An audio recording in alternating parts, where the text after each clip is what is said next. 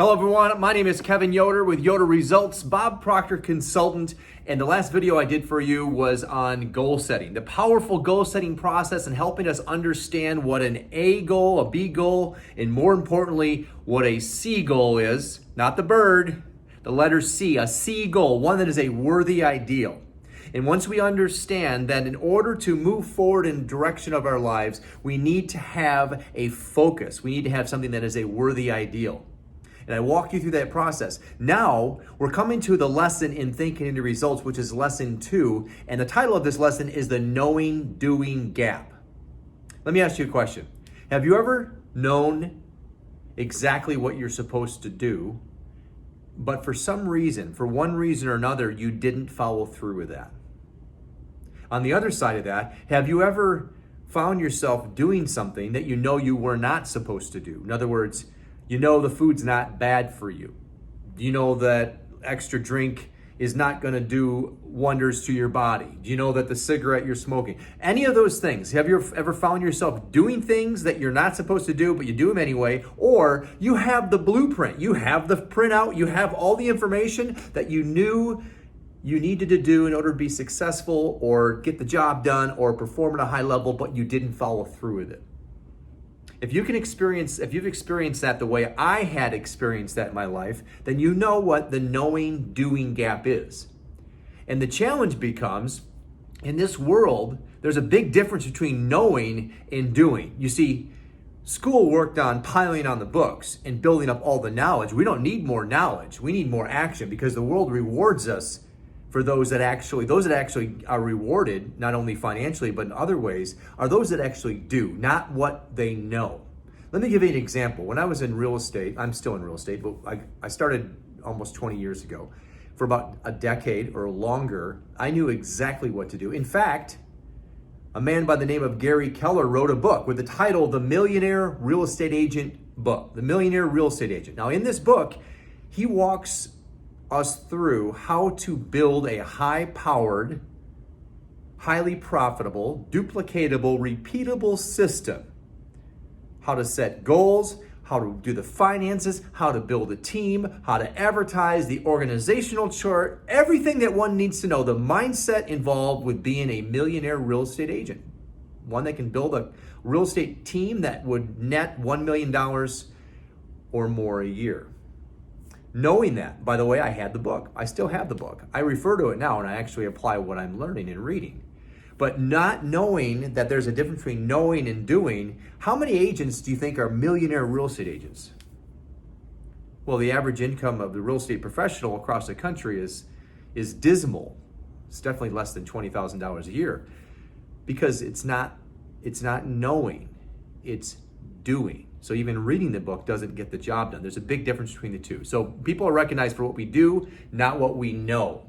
And how many people do we know that read a lot of books and they're very much book smart, but as far as getting results, whatever that is determined by, financial is a good measuring stick because it sets the record straight. It tells us how we're doing in the world based on the value that we're providing. The knowledge, but not the action. And there's a reason for that. I'm going to walk you through what the difference between the knowing doing gap is. So pay attention to this video. If you find yourself struggling or you're doing things you shouldn't be doing, but you do them anyway, or if you have the blueprint and you read all the books and yet you still are not doing the thing that you know you need to do, this video is for you. I'm going to walk you through what this is called. It's a knowing doing gap. There's a reason for it. So Bob Proctor, my mentor, has been up to this for over 50 years, studying the mind, studying high performers, asking the question, why is it that he, as a young child and then growing up and all the way through the military, constantly did things that he knew he wasn't supposed to do? So he became very fascinated with this concept of what actually is causing that, what's underneath it. So people can improve once they know, and that's why it's important that we're understanding this. It comes down to this. There are two parts of the mind. There's the conscious mind and the subconscious mind. I can direct your attention over here just for a second. I always refer back to the stick person. I'll remind you quickly what that is. The stick person is our graphic depiction of of the conscious and subconscious mind and the body relationship, okay? So there's a conscious mind, which is our five senses. It's what we think with. I had up here at one point, the five senses is how we see, hear, smell, taste, and touch. And that's how we perceive the world. And that's how we've been trained to perceive the world. But the subconscious mind is how we express through the body what is impressed. So if we go back to other lessons I've shared with you, when we think a certain thought and we become emotionally involved with that and we impress it on the subconscious mind is actually in every cell of the body, and that puts the body into action. So there's the difference between the two. The thinking mind, the five senses are in the conscious mind. The subconscious is the feeling mind, and it's in every cell of the body. And so that's how we express is through our actions, okay? So this gets down to the heart of why people are struggling and not getting done what they want to get done and not being who they want to be and not having what they want to have.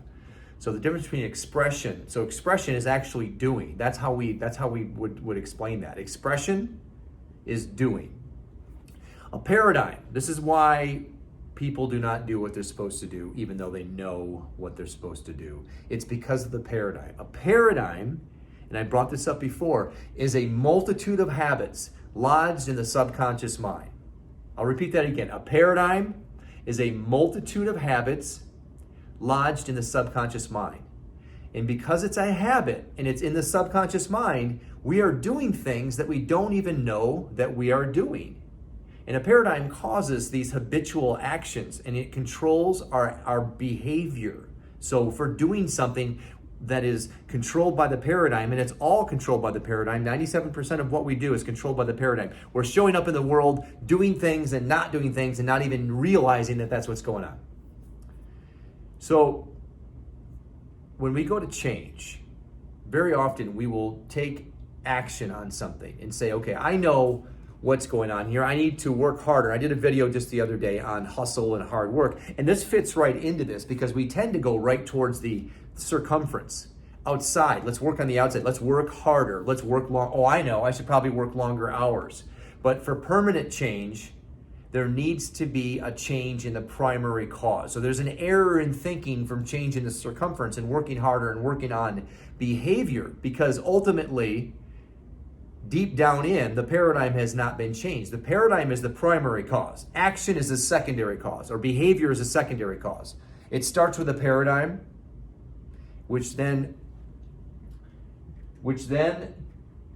produces, we have behavior, which then actually gives us the secondary thing, which is in the results, okay? So it starts with the paradigm.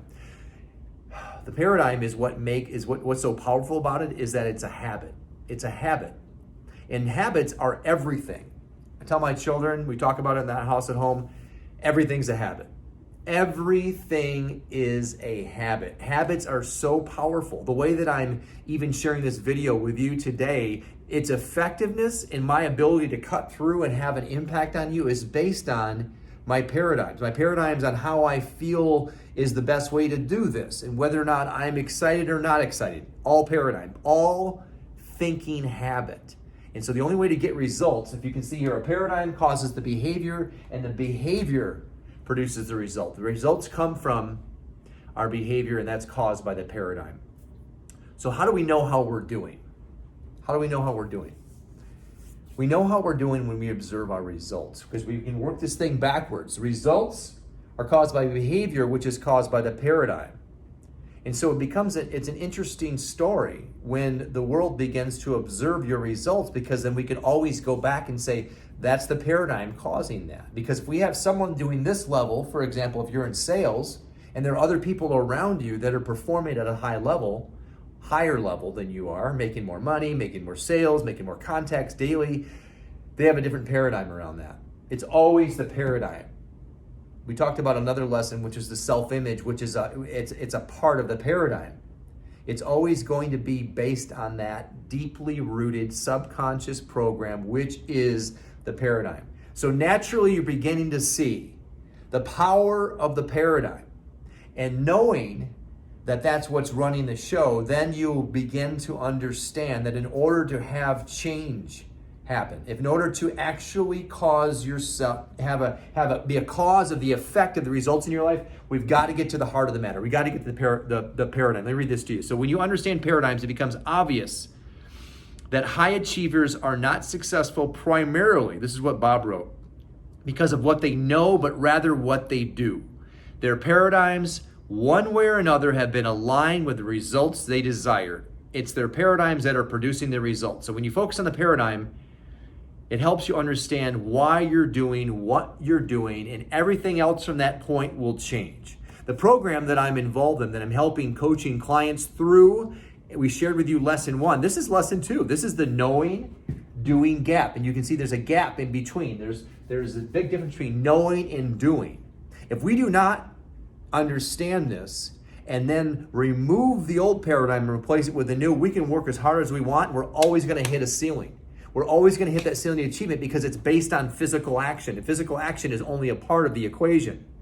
When we remove the paradigm and replace it with a new paradigm, a more empowering paradigm, a paradigm that is of a deep belief system that I am worthy of this thing, I believe I can, and my actions are in accordance with that, look at me go. A big difference. Can you see that?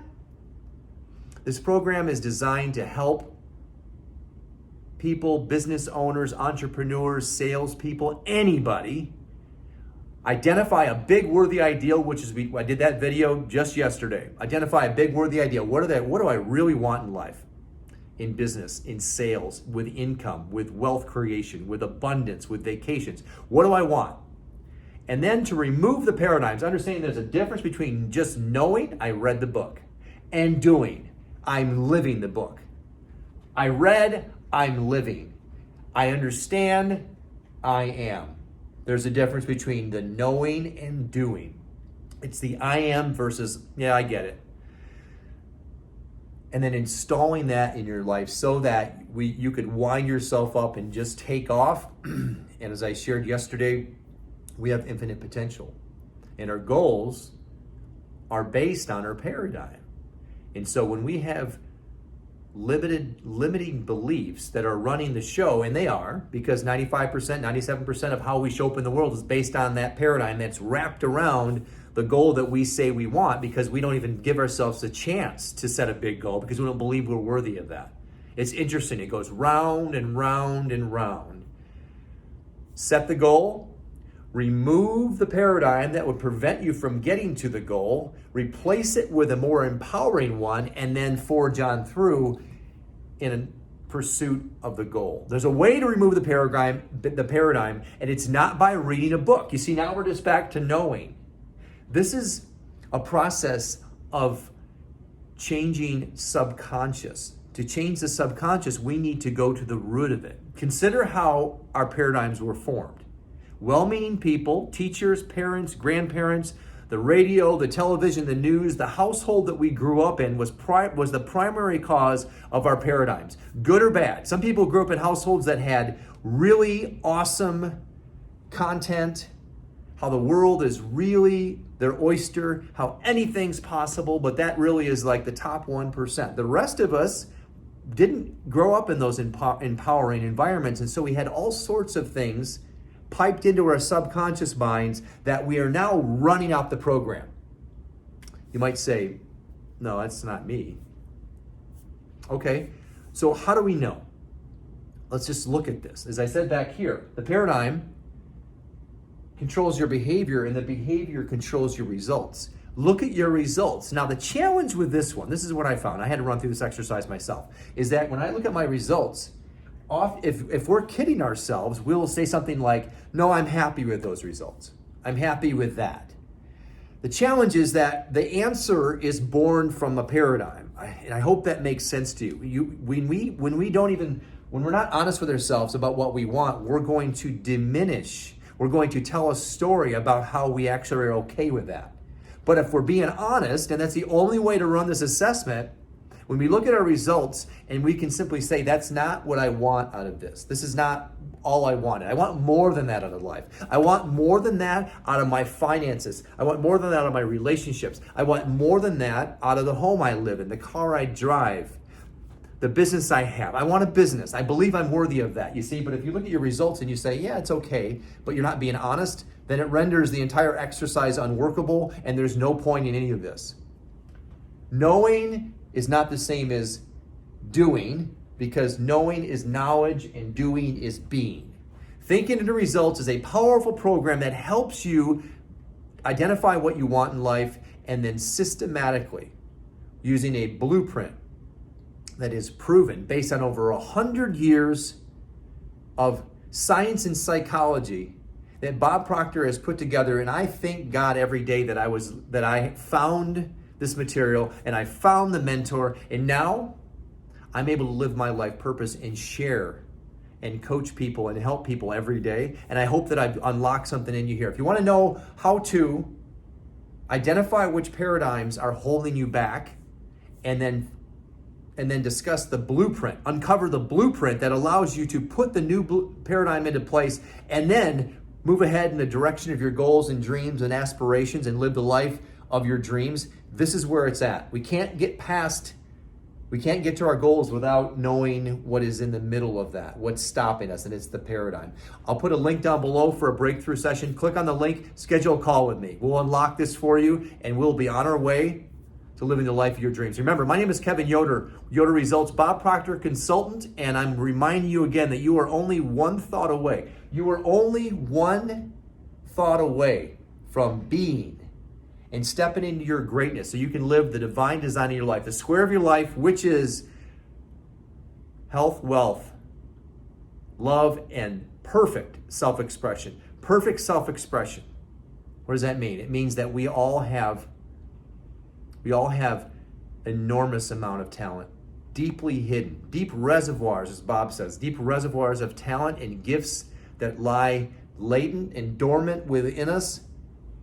And we spend our lives, some of us don't, but we're spending our lives figuring out what that is. Step into your greatness. Schedule a call now, and I look forward to seeing you next time.